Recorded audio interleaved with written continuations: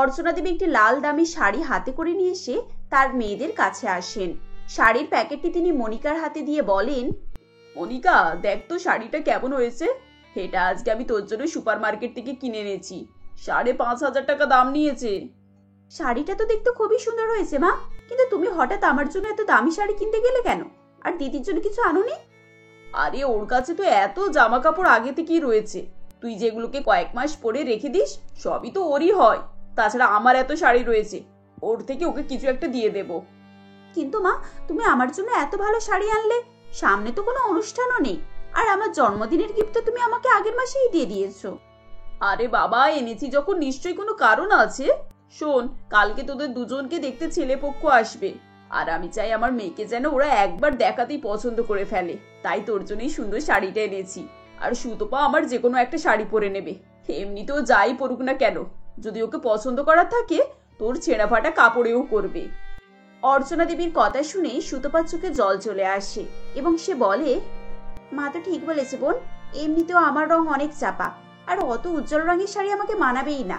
তুই বরং শাড়িটা পর, এমনিতেও তুই দেখতে সুন্দরী, এটা পরলে তোকে আরো সুন্দর লাগবে। আর আমার কি, যতই আমি মেকআপ করি তোর মতো তো আর সুন্দর হতে পারবো না। এই দেখ, ও নিজেই সত্যি কথাটা বলে দিল। এবার তো তোর শান্তি হয়েছে। সারাক্ষণ শুধু দিদি দিদি দিদি, নিজের চিন্তা তো একদমই করিস না। যাই হোক, এবার গিয়ে একটু নিশ্চিন্তে ঘুমাও। ভালো ঘুমোলে দেখতেও সুন্দর লাগে। আর এই সুতপা, তুই আমার সঙ্গে চল, কালকের জন্য সব রান্না বান্না জোগাড় করতে হবে। এরপর সুতপা অর্চনা দেবীর সঙ্গে রান্নাঘরে চলে যায়। সারাদিন সে রান্না বান্নার জন্য পরিশ্রম করে। কেনই বা সুতপা দেবী তার বড় মেয়ের প্রতি এরকম ব্যবহার করতেন? আসলে সুতপার বাবা মানে গিরিশচন্দ্র বাবুর প্রথম স্ত্রী হচ্ছে নবীনা দেবী, এবং তাদের প্রথম সন্তানই ছিল সুতপা। নবীনা দেবী মারা যাওয়ার পর ছোট মেয়েকে কিভাবে একা মানুষ করবেন, এই চিন্তাতেই গিরিশচন্দ্র বাবু আবার অর্চনা দেবীর সঙ্গে দ্বিতীয় বিয়ে করেন। বিয়ের কিছুদিন পর মনিকার জন্ম হয় এবং অর্চনা দেবী সুতপার প্রতি অন্যায় অত্যাচার শুরু করেন। তিনি প্রায় সারাদিনই মেয়েটিকে কাজ করাতেন এবং খুব অল্প পরিমাণেই খেতে দিতেন। এই সবকিছু দেখে গিরিশচন্দ্রবাবুর চিন্তার শেষ ছিল না। কয়েকদিনের মধ্যেই তিনি অসুস্থ হয়ে পড়েন এবং মারা যান। এরপরে সুতপার অবস্থা আরো অবনতি হয়। তার প্রতি তার সৎমায়ের আচরণ দিন দিন খারাপ হতে থাকে। রান্নাবান্না হয়ে যাওয়ার পর অর্চনা দেবী তাদের দুই বোনকে ডেকে বলেন, শোন, তোদের দুজনকে কালকে ছেলেপক্ষ দেখতে আসবে, আর আমি চাই তার আগে তোদেরকে তাদের ব্যাপারে সব কথাটা বলে রাখি। শোন সুতপা, তোর জন্য যে ছেলেটা পছন্দ করেছি তার নাম রিতেশ। সে আমাদের পাশের গ্রামেই থাকে। বাড়িতে বাবা মা কেউই নেই। ছেলে চাষবাস করে, নিজের কিছু জায়গা জমিও আছে। আমার মনে হয় তুই সেখানেই সুখে থাকবি। মা, তুমি যখন আমার জন্য দেখেছো তাহলে নিশ্চয়ই ভালোই দেখবে, আমার কোনো আপত্তি নেই। ভালো কথা। আর মনিকা, তোকে যে দেখতে আসছে সেই ছেলের নাম হচ্ছে ময়ূর। শহরে থাকে, বাবা মার একমাত্র ছেলে। ছেলের বড় ব্যবসা আছে, এর জন্য ওকে প্রায় সময়ই বিদেশে থাকতে হয়। ও মা, তুমি তো আমার মনের মতোই ছেলে পছন্দ করেছো। আমি তো সবসময় এরকমই একজনকে আমার স্বামী হিসেবে পেতে চেয়েছি, যার অনেক টাকা থাকবে, ব্যাংক ব্যালেন্স থাকবে। আমি তোমার জীবনে সমস্ত সুখ পেয়ে যাব। আমার যা খুশি আমি তাই করতে পারবো। ব্যাস ব্যাস ব্যাস, তোদের দুজনে যখন কোনো আপত্তি নেই, তখন আমারও আর কিছু বলার নেই। সুতপাকে ওর মতামত জিজ্ঞাসা করলাম, যাতে করে কেউ কোনোদিনও না বলতে পারে যে আমি নিজের মেয়ের কথাই ভাবি। পরের দিন ছেলেপক্ষ দুই বোনকেই দেখতে আসে। দুই বোনকে দুই পক্ষের খুবই পছন্দ হয়। তখন অর্চনা দেবী বলেন, দেখুন, আমার এই দুই মেয়ে ছাড়া আমার কাছে আর কেউ নেই। আমি প্রথমে আবার বড় মেয়ে সুতপার বিয়ে দিতে চাই, আর পরের মাসে আবার ছোট মেয়ের মনিকার। আপনাদের এতে কোনো আপত্তি নেই তো? অর্চনা দেবীর কথায় সবাই রাজি হয়ে যায়। আসলে কেউই অর্চনা দেবীর প্ল্যানের কথা বুঝতে পারছিল না। তিনি এটি চালাকি করেই করেছিলেন। প্রথম মাসে তিনি সুতপার বিয়ে খুব সাধারণভাবে দিয়ে দেন এবং পরের মাসে নিজের মেয়ে মনিকার বিয়েতে অনেক টাকা পয়সা খরচ করেন এবং অনেক ধুমধাম করে বিয়ে দেন। বিয়ের পরে মনিকা যখন প্রথমবার শ্বশুর বাড়িতে যায়, তখন তার স্বামী ময়ূর তাকে একটি নেকলেস গিফট করে এবং বলে, এই নাও মনিকা, আমি তোমার জন্য একটা ডায়মন্ডের নেকলেস গিফট এনেছি। পরে দেখো তো তোমায় কেমন লাগে। ও মাই গড, তুমি আমার জন্য এত দামি গিফট এনেছো? আমি তো এর আগে কখনো ডায়মন্ড পরিনি। পরনে তো কি হয়েছে, এখন থেকে পরা অভ্যাস করে নাও। এইরকম গিফট আমি আরো দেব। আর তোমার মতো সুন্দরী বউকে ডায়মন্ড না পরলে মানায় নাকি? স্বামীর কথা শুনে এবং দামি উপহার পেয়ে মনিকা খুবই খুশি হয়ে যায়। এদিকে যদিও সুতপার স্বামীর রোজগার খুবই কম ছিল, তাও সে তার ছোট সংসারে বেশ খুশিতেই ছিল। এমনই একদিন সুতপার স্বামী ঘরে আসে এবং বলে, সুতপা, আমি তোমার জন্য কিছু এনেছি, জানি না তোমার পছন্দ হবে কিনা। কই কি এনেছো দেখি? আরে বাহ, এ তো চুড়ি। আমার তো এরকম চুড়ি খুবই পছন্দ, খুব সুন্দর লাগছে। দাঁড়াও আমি তোমাকে পরে দেখাই। তুমি সত্যি বলছো সুতপা? তোমার এইরকম সাধারণ গিফট পছন্দ? দেখো, আমি তো তোমার বোনের স্বামীর মতো অত বড়লোক না, তাই তোমাকে সোনা হিরে ওই রকম কিছু দিতে পারি না, কিন্তু এইরকম ছোটখাটো গিফট আমি তোমাকে দিতে পারি। আমি তোমাকে কখন বললাম বলো তো যে আমার সোনা হিরে এসব দরকার?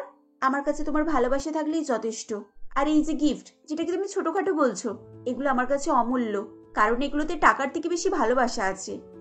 রিতেশ সবসময় সুতপার কাজে তাকে সাহায্য করত। তার চুল বেঁধে দেওয়া, তাকে মাঝে মাঝে খাইয়ে দেওয়া, বিভিন্ন কাজে তাকে সাহায্য করা, এসবের মাঝেই তাদের দিন কাটতে থাকে। অন্যদিকে মনিকার স্বামী ময়ূর মাসের অর্ধেক দিন বাইরে কাটাতো। যখনই আসতো তার জন্য দামি দামি গিফট আনতো। এমনই এক মাসে প্রায় 20 দিন পর ময়ূর বাড়ি ফেরে। তখন তাকে দেখে মনিকা বলে, আরে তুমি এতদিন পর এলে, তুমি তো বাইরে থাকলে আমাকে একেবারে ভুলে যাও। ওহ ডার্লিং, তুমি যদি এরকম আয়েস আমনের জীবন চাও, তাহলে তো আমাকে পরিশ্রম করতেই হবে, আর তার জন্যই তো আমাকে বাইরে থাকতে হবে। এই দেখো তোমার জন্য আমি কি নিয়ে এসেছি, ডায়মন্ডের ব্রেসলেট। পরে দেখো তো তোমায় কেমন লাগে। আর চলো আজকে আমরা 5 স্টার হোটেলে লাঞ্চ করতে যাব। এরপর মনিকা এবং ময়ূর হোটেলে লাঞ্চ করে।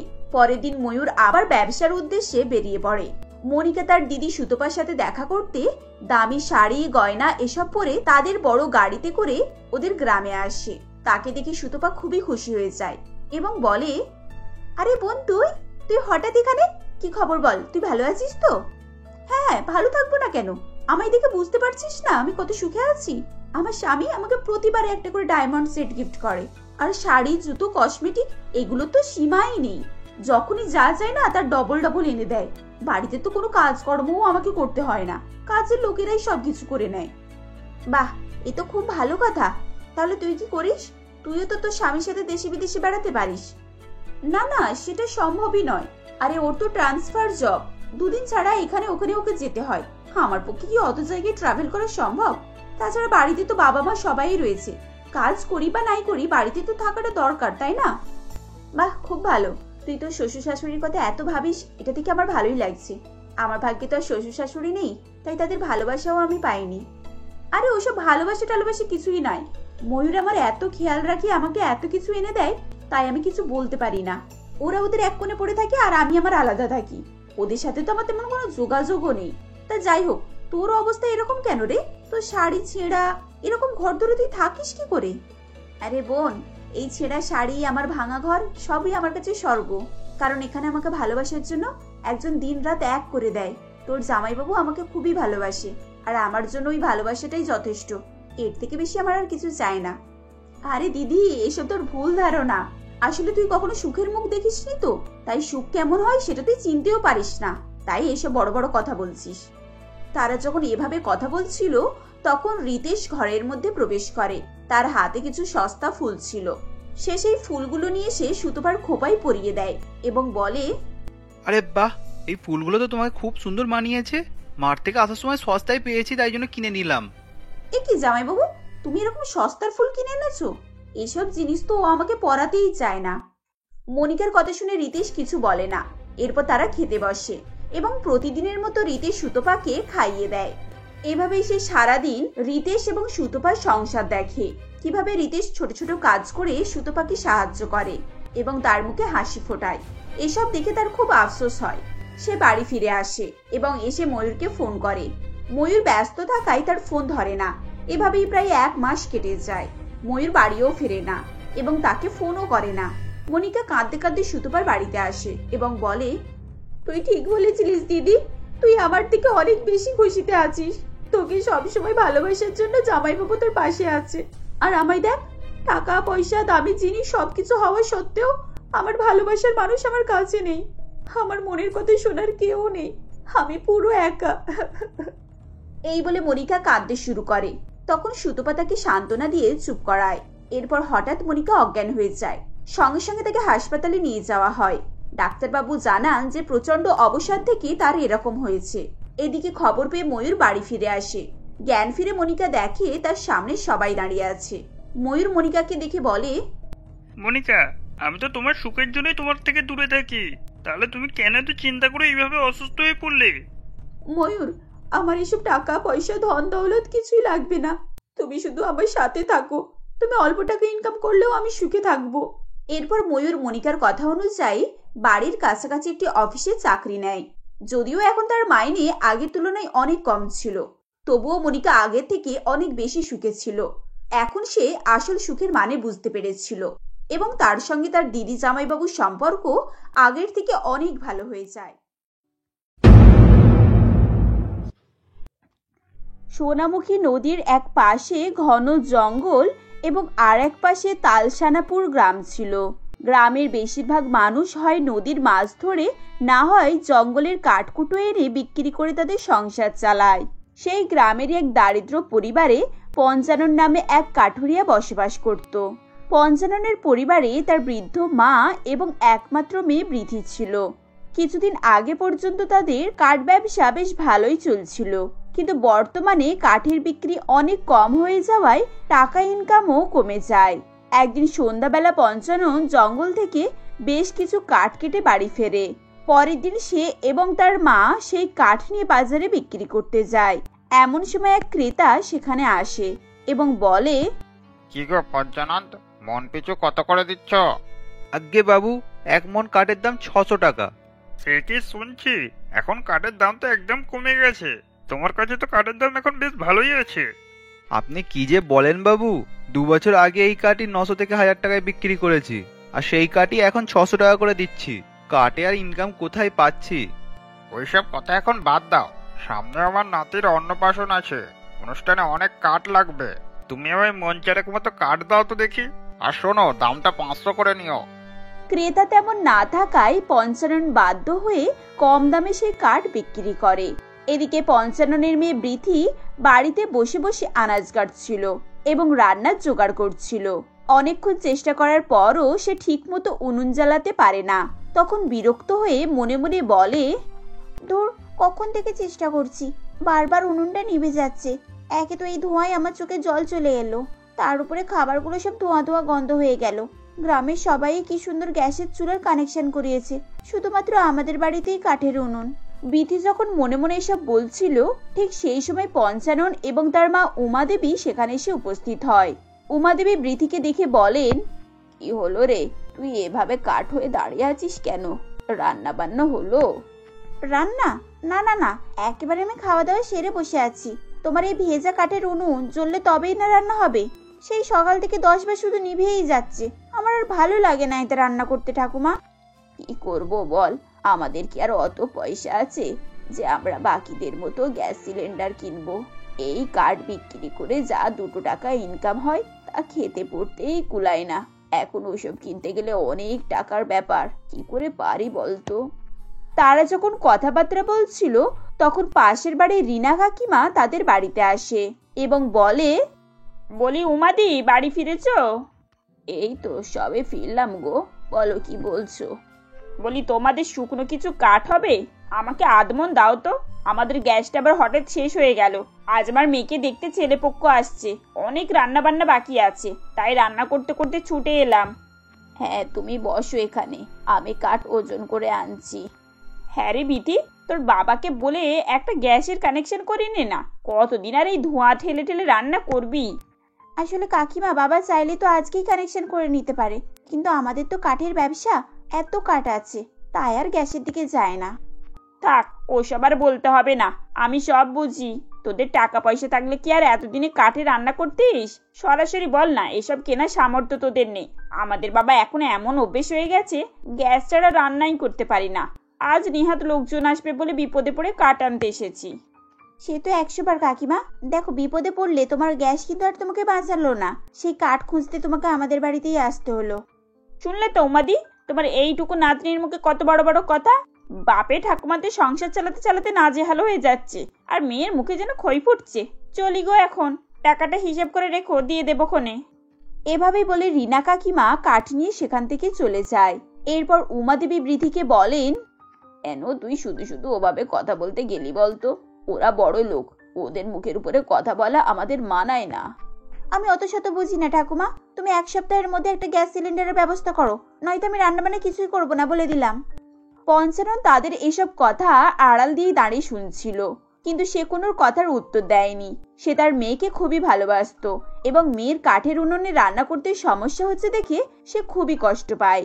রাতে খাওয়া দাওয়ার পর সবাই ঘুমাতে চলে গেলে পঞ্চানন শুয়ে শুয়ে ভাবতে থাকে। বৃথি আমাদের একমাত্র মেয়ে, এই বয়সে ওর কোথায় পড়াশোনা খেলাধুলা করা দরকার, আর তা না করে সংসারে কোথায় কাজকর্ম রান্না বান্না করছে। আর সত্যিই তো গ্রামের সবার বাড়িতেই গ্যাস সিলিন্ডার আছে, শুধুমাত্র আমিই কোনো ব্যবস্থা করতে পারিনি। তার জন্য মেয়েটাকে কত কষ্ট করতে হয়, ওর জন্য কিছু যদি একটা করতে পারতাম। এভাবে ভাবতে ভাবতে পঞ্চানন বিছানা থেকে উঠে পড়ে, তার জমা করা কাঠের স্তূপের দিকে যায়। এরপর সে সেখান থেকে একটা মোটা কাঠ বেছে নেয় এবং যন্ত্রপাতি দিয়ে কাঠ কেটে কুটে একটি ছোট গ্যাস সিলিন্ডারের ওভেন বানায়। এটা দেখতে খুবই সুন্দর হয়েছিল। এরপর সে সেই কাঠের গ্যাস সিলিন্ডার তার ঘুমন্ত মেয়ের বিছানার পাশে রেখে দেয়। পরের দিন সকালে ঘুম থেকে উঠে বৃথি দেখতে পায় তার বিছানায় একটি কাঠের ছোট খেলনা সিলিন্ডার ওভেন রাখা। এটি দেখে সে খুবই আনন্দ পায় এবং চিৎকার করে তার বাবাকে বলে, বাবা, এটা তুমি আমার জন্য বানিয়েছো? এটা তো খুব সুন্দর হয়েছে, একেবারে সত্যিকারের গ্যাস সিলিন্ডারের মতো। তোর এটা ভালো লেগেছে মা? হ্যাঁ বাবা, এটা চমৎকার সুন্দর হয়েছে। কাল আমি তোমাকে আর ঠাকুমাকে অনেক কথা শোনালাম, প্লিজ কিছু মনে করো না বাবা। এরপর বৃথি সেই খেলনা গ্যাস সিলিন্ডার নিয়ে বাইরে দালানে বসে খেলতে শুরু করে। এমন সময় তাদের পাড়ার কিছু বাচ্চা তাদের বাড়িতে আসে এবং বৃথিকে সেই গ্যাস সিলিন্ডার নিয়ে খেলতে দেখে বলে, বৃথি, তুই এত সুন্দর গ্যাস সিলিন্ডার কোথায় পেলি? আমিও কিনবো। আরে এটা তো আমার বাবা মাকে বানিয়ে দিয়েছে, তোর যদি পছন্দ হয় তাহলে তোর মাকে বলবি আমার বাবার কাছে তৈরি করিয়ে নিয়ে যেতে। পরের দিন ঋতুর মা সুভদ্রা দেবী বৃথিদের বাড়িতে আসে এবং পঞ্চানন বাবুকে বলে, পঞ্চানন দা বাড়িতে আছো? তোমার কাছে এলাম গো। হ্যাঁ দিদি, বলো কি বলছো? বলছি দাদা, তুমি নাকি তোমার মেয়েকে কাঠের খেলনা গ্যাস সিলিন্ডার বানিয়ে দিয়েছো। আমার মেয়ে দেখে বাড়ি গিয়ে সে কি কান্না, খাওয়া দাওয়া একেবারে ছেড়ে দিয়েছে। এক্ষুনি তার নাকি ওরকম গ্যাস সিলিন্ডার চাই। তা বলছি দাদা, আমার মেয়ের জন্য ওরকম একটা খেলনা গ্যাস সিলিন্ডার বানিয়ে দাও না গো, তোমার যে পারিশ্রমিক লাগবে আমি সব দেবো। এভাবেই সুভদ্রা দেবী পঞ্চানন বাবুর কাছে গ্যাস সিলিন্ডার তৈরির অর্ডার দিয়ে যায়। এই কথা শুনে বৃথি এবং উমা দেবী খুবই খুশি হয়। পঞ্চানন বাবু আরো কিছু কাঠের খেলনা গ্যাস সিলিন্ডার বানায়। এরপর গ্রামের সবাই এক এক করে সেই কাঠের খেলনার গ্যাস সিলিন্ডার কেনে।